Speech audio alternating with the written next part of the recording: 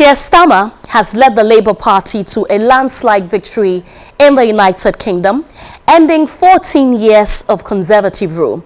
For those who have been following UK politics and watching the polls, this outcome might not come as a surprise. However, the United Kingdom also witnessed a significant drop in voter turnout. The question is, does this indicate an erosion of democracy or dissatisfaction with the political status quo? As the UK welcomes a Labour Prime Minister, what does this mean for our country, Ghana? And how will this development impact our country?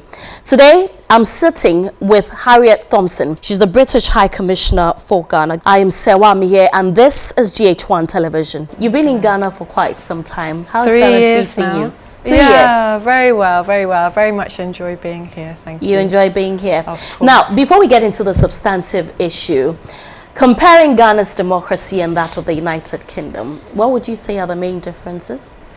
Oh, and there are different systems in the two countries, so it's hard to compare, right? In Ghana's system, one of the things that I find really interesting is the way that the system of traditional chieftaincy interacts with the system of democratic government, which is obviously something that we don't have to contend with in the UK at all. So it's really interesting to see the similarities and the differences. What about democracy between the two countries? So democracy has been going for longer in the UK. Similar to Ghana, we have two parties that are dominant, but there is perhaps more voice with some of the other smaller parties in the UK than we see in Ghana. But it's a vibrant system to which the populations of both countries are deeply committed. That's one of the important things that we have in common. Okay, now to the substantive issues. The Labour Party secured a landslide victory. What would you say accounted for that? I mean, the views of the population is what accounted for that. You know, where in any democratic country, the parties put out what they see as the future for the country, and on this occasion, the population of the UK chose the Labour Party's vision. But for those who have been following UK politics, this isn't surprising at all. Were you expecting it too? Well, the polling for a long time had suggested that the Labour Party would win and would win by quite some considerable margin. So we have to be prepared as civil servants. I'm a civil servant in the British system. We have to be prepared for any outcome, but the polling had certainly been suggesting it. Monitoring the electoral process, what will be your assessment of it? Well, as you say, it was the first shift in party in power in 14 years, so a really big change for our country. The process was well run. It was a peaceful process despite it being a very hotly contested contest. And importantly, everybody accepted the results, even those who didn't vote for that party, even the opposition party, the result was accepted. That would have been the same had it been the governing party who had remained in power as well. One of the interesting things for me as a woman and the first woman in this role is that we have had our highest number ever of female MPs elected, 35% of our members of parliament, which is still lower than where I would like to see it, but it's good progress, and 12 members of our cabinet are women. Okay. Well, we're fighting to have the same thing here in Ghana. Hopefully we get to that point of having about 35%. But one other thing that many people have taken notice of is voter turnout for the elections. It was pretty low. What would you say accounted for that too? So turnout was around 60%. It might have been that the polling had suggested there would be such a majority for the Labour Party that voters felt they didn't need to come out to vote, but I would be speculating. The important thing is that 60% of people did feel sufficiently engaged to want to come out and exercise their democratic right to vote, and we would encourage that across the world in all democratic countries. It's really important to come out and engage and have your say in who runs your country. Okay, let's talk about formation of the new government. It is still in process. What do you know so far? So importantly for my brief, we have a Foreign Secretary. He had been shadowing that role for 2 years, so he's come in full of ideas, he knows what he wants to achieve, and he's raring to go. I said that 12 of our 22 cabinet members are women. Our cabinet met for the first time the Saturday following the election, so only 2 days after the election, the cabinet met. We had our King's speech yesterday in Parliament, which is where he announces the legislative programme for the forthcoming government, with 35 bills already from the government in order to implement the policies that were set out in their manifesto. Civil servants will now turn their attention to implementing those policies to the best of their ability in line with the government's new agenda. And the opposition, the media, civil society will be holding those people to account. We're clear on what the priorities are from the Labour Party's manifesto. Now that they're in government, that's what they'll be seeking to achieve. Economic growth is really the top priority for them, but there are a range of others in there as well. Okay, we'll talk about the priorities very shortly, but let me take you back to, the mention of about 12 women from the 22 cabinet members. In the United Kingdom, because you seem to believe that it's a significant growth. Why aren't so many women in politics or in leadership position over there? Because I want to do a comparison to what we have here. So in Ghana, it's 14% at the moment, which is very low. Very low. In the UK, 35% is an improvement, and we have been on a journey. We remain on that journey to see more women in prominent positions, not only in government and in politics, but also across the private sector, across the media, across other areas of society. Things take time to change. As we see more role models in those positions, then young women and girls are increasingly realizing that they can do whatever they want to do. We are seeing more women and girls going into the STEM subjects, for example, areas that have been traditionally dominated by men. But it's as societal norms change, as expectations change, as teachers move away from, when I was at school and we were having dress up as what you want to be when you grow up days, for example, they would expect the girls to be nurses and the boys to be doctors. Now that is just unheard of these days, but it does take time for these things to change. I asked you that because here in Ghana, one of the main reasons why the women don't go into especially politics is the issue of stigmatization and insults, which they are unable to take. And I want to know if it's the same in the UK. It's not the same picture as it is in Ghana in the UK, but there are some of the same challenges that women have to face. Challenges around sexual exploitation and harassment, and an acceptance of behaviours that shouldn't be accepted.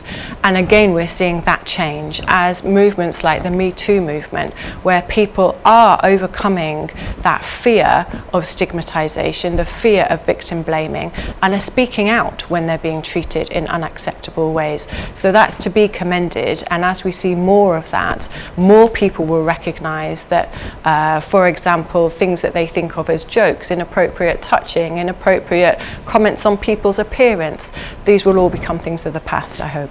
Okay, let's go back to the priorities of the new government. You talk about economic development being the topmost priority.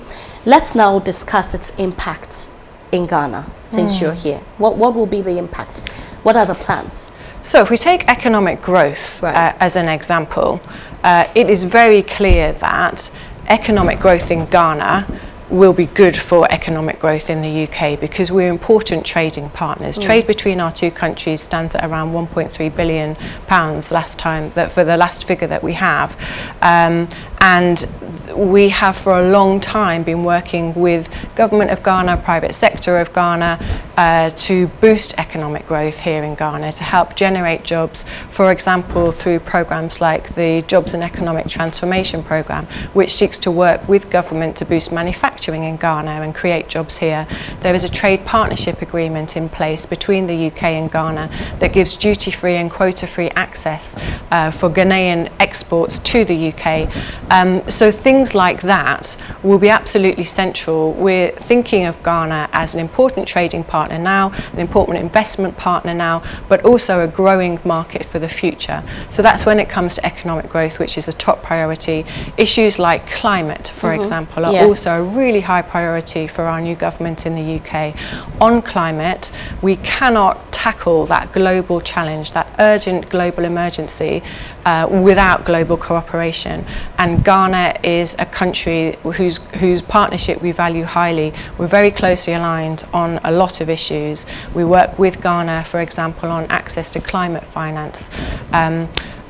Security, international security is another important issue. Of course, for any government, national security is a priority. International security matters hugely. Our government has called for an immediate ceasefire in Gaza.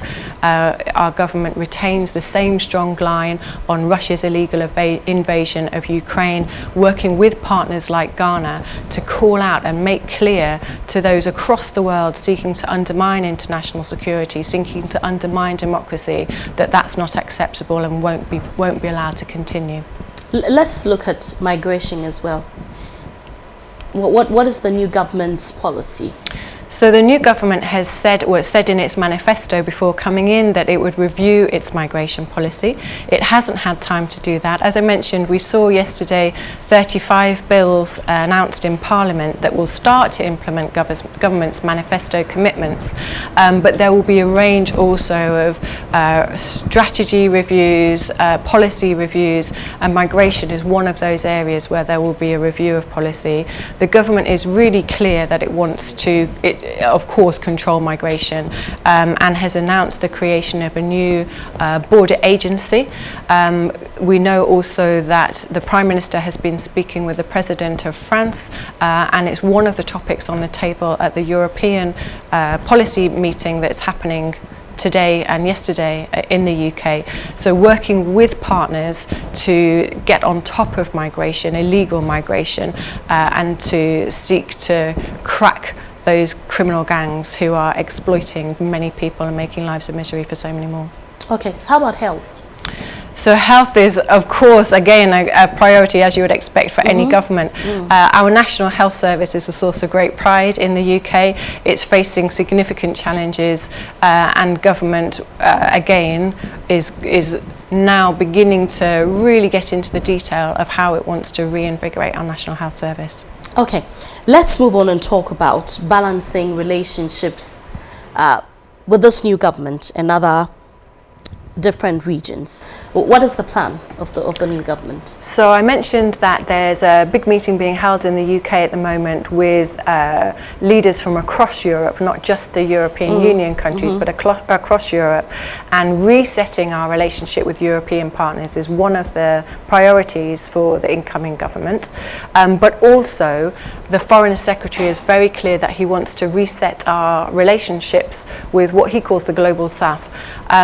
He wants to see the UK operating in genuine partnership with countries across the world, really listening hard to what countries want, to what is important to different countries across the world, and making sure that we reflect the way that we operate with them, the things that we do together with them, in order to take account of what they want. So it will be, it will genuinely be partnership. Okay, for you in Ghana, you've been here for 3 years.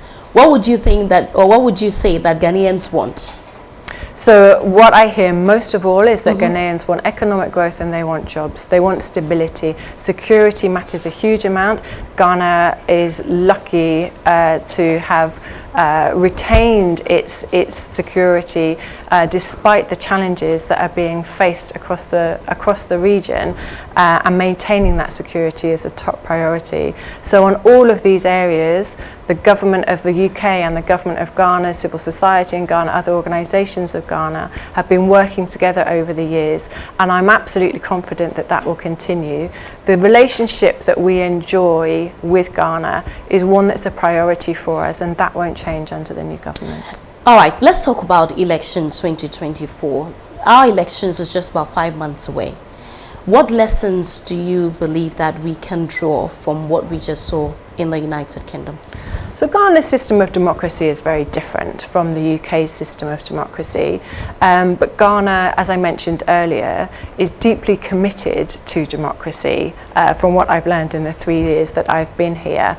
And so these elections matter enormously to Ghana, to Ghanaians, but they matter beyond Ghana as well. They matter because in this region we have seen a series of coups, we've seen democracy come under pressure. So Ghana showing again that it can run a good democratic process, and that the outcome of that process will reflect the will of the people is really important. We're working with various organisations from civil society through to some of the state institutions who have responsibility for ensuring that democratic process runs smoothly.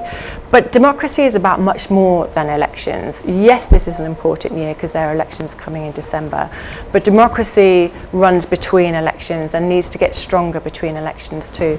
We're just starting a new governance programme that seeks to work with Ghanaian civil society in order to strengthen that connection between those who rule and those who are ruled, between the government and the people. It seeks to deepen democratic accountability. It seeks to strengthen the voice of the people, particularly those who are most excluded. And that work that happens in between the elections is just as important as what happens at that election period.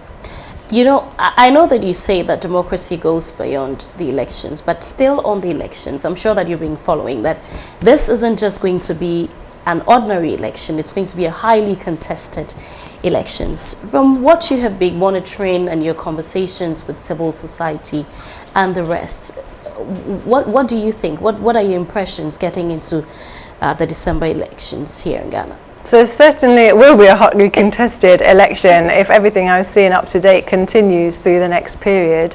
But it's been a hotly contested election in the UK as well.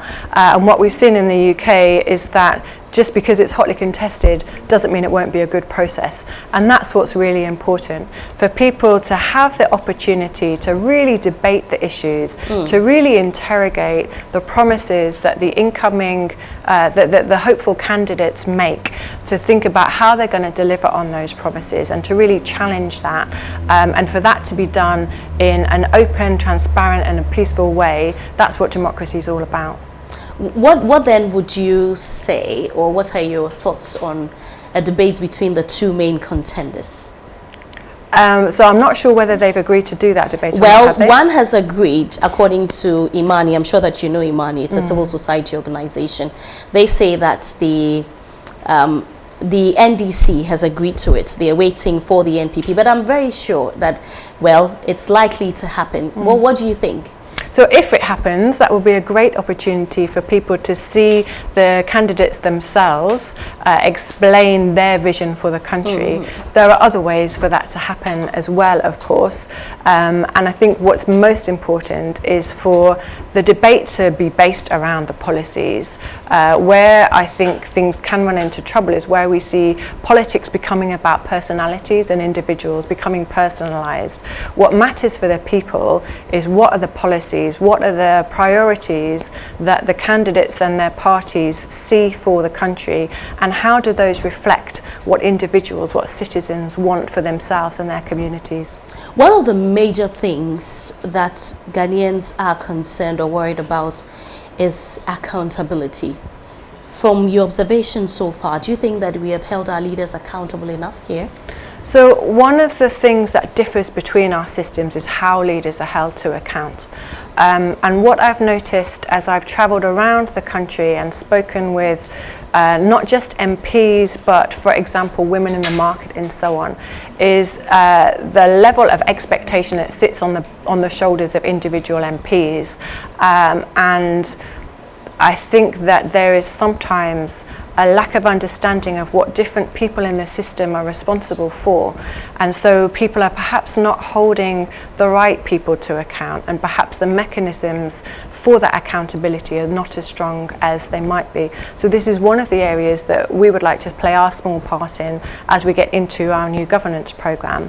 But it's something that I think is really important to get right in any democratic system, that ability for the citizens, for the media, for the opposition, to hold to account the government is absolutely crucial for the health of any democracy. You know, you mentioned that sometimes people hold the wrong people accountable. Who should we be holding accountable in your So view? different people in the system have responsibilities and accountabilities for different things, and that separation of roles and accountabilities is absolutely crucial. So in Ghana, what the DCEs are responsible for, what national government is responsible for, what the local MPs are responsible for, all of those things are different, and that's for an important reason, because that's how the system's meant to run. If people understand how the system is meant to run, then they understand who's meant to be delivering what, and they know where to take their complaints if things aren't happening in the way that they would like. Okay, let's talk about educational opportunities.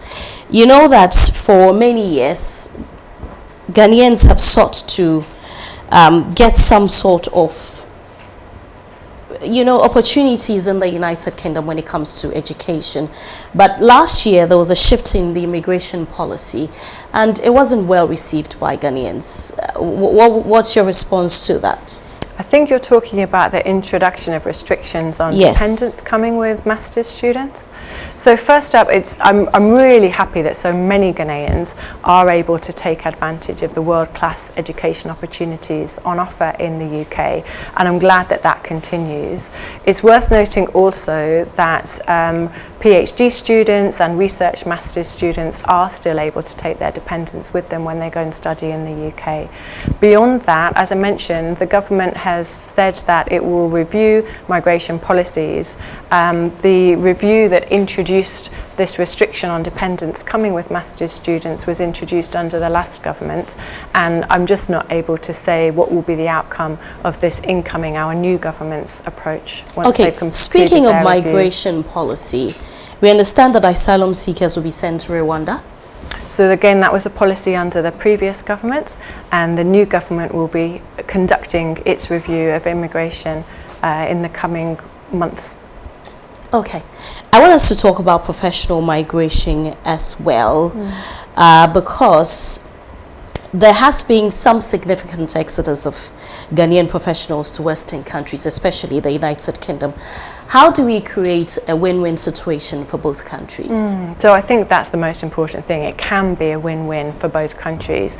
If we think about health worker migration, for example, health worker migration is controlled to some degree by the World Health Organization, and it's important that they do so because the health systems in host countries has to be protected. When you talk about Ghana, for example, we need to make sure there are enough nurses and doctors in Ghana to ensure that Ghanaians are able to access the healthcare that they need.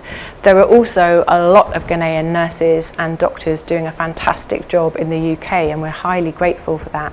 There need to be controls around that to make sure that that's not to the detriment of the Ghanaian system, but it can be win-win. Ghana currently trains more nurses than it has capacity to employ, so it's good for Ghana, it's good for those individuals, and it's good for the UK, for those people to be able to go work in the UK, and some of them will bring back that expertise, the experience of being in a different environment, the training opportunities that are available to them to come back to the UK. So finding opportunities to make it win-win, make it an exchange of experience, make the partnership work for both sides of the relationship is really key. Okay, I want us to talk about Brexit and its impacts to your country. But before, anyone who sees that we're going to have a conversation will want me to ask you a question about visas, getting UK visas. There are so many people every year who get refused after applying. First of all, in a year, how many applications do you get from Ghana? I don't have the up-to-date figures, I'm afraid, on visas. You don't? No, I don't. You don't? Okay, but what do you think, or what would you say accounts for the increasing refusal of visas? I'm not sure that the figures would support the suggestion that there has been an increase in the refusal rate, actually. So without having the figures, I wouldn't like to comment on that. What I would say is that each year, many thousands of Ghanaian visa applications are accepted. The processes and the rules for the visas are very clear on the website. And when applications are refused, reasons are given. very often it's quite simple things like people have attached the wrong bank account information, for example, or there is a condition about how long funds need to be in an account before the application is made, and the funds haven't been in the account for long enough. So there are some quite procedural errors that account for at least a good proportion of the applications that are refused. But as I say, many more are granted, and I'm delighted to see so many Ghanaians travelling between the two countries each year. All right, let's talk about Brexit. It's been 8 years. What has been the benefit to the country? So we have developed new partnerships with other parts of the world at the same time as developing a different nature of partnership with the European countries. And what you're seeing today in the UK, the coming together of European leaders from across not just the European Union member states, but other European countries as well. This is something that started after Brexit, and that recognition of the value of collaboration, the extent of our shared interests, despite not being part of the European Union, is a really important thing. We've also seen the UK looking outwards to the global community, developing new trade partnership agreements, for example, the one that we have in place now with Ghana, which is more beneficial for Ghanaian trade entering the UK market than the EU equivalent was when it was in place. So there have been lots of advantages, lots of changes in our relationships across the world, and I think more focus on relationships like the one that we enjoy with Ghana, that we have had with so many of our traditional partners, whereas perhaps we'd previously been focused on the EU as our prime trading partner, our closest set of neighbours. Leaving the EU has allowed us the space perhaps to look at some of those other partners in a different way. Okay. Before we wrap up, let me take you back to the conversation on election 2024 here in Ghana. You have sat through or experienced the presidency or the administration of President Akufo-Addo. What will be your assessment of his government? So it wouldn't be appropriate for me to give an assessment of Ghana's government of the day. We highly value the relationship that we have with the government of Ghana. We work closely together in many different areas with many different ministries, and what matters in Ghana is the Ghanaians' assessment of the government of the day, not mine. But listening to Ghanaians, what have you been hearing? What are you picking up? I know that Ghanaians are ambitious for their country. They want to see more jobs. They want to see faster economic growth. Many people have been hit very hard by the economic crisis that is affecting not only Ghana but the rest of the world as well. And so I think these are going to be the challenges that whoever is the incoming president, whichever is the incoming party of government, are going to need to demonstrate to Ghanaians that they'll be able to get on top of and address. What would you say to Ghanaians as we go into the polls? Have your voice heard. Listen to the issues. Think about which of these incoming parties, which of these hopeful candidates are really going to address the things that matter to you. Challenge them to tell you how they're going to address, how they're going to deliver on those promises that they're making, and really think about what matters to you as an individual and vote on that basis. Make sure you have your say. Okay. Do you listen to Ghanaian music? I do. Which one is your favorite? So the one that my kids keep playing at the moment is King Promise. Over and over, Terminator, that's their favorite song. So that's the one that's mostly in my head right now. Can you sing it? No, please, you don't want to hear me sing. That would spoil everyone's day. Thank you very much for speaking with us. Harriet Thompson is the British High Commissioner to Ghana. It's been nice talking to you. Thank you.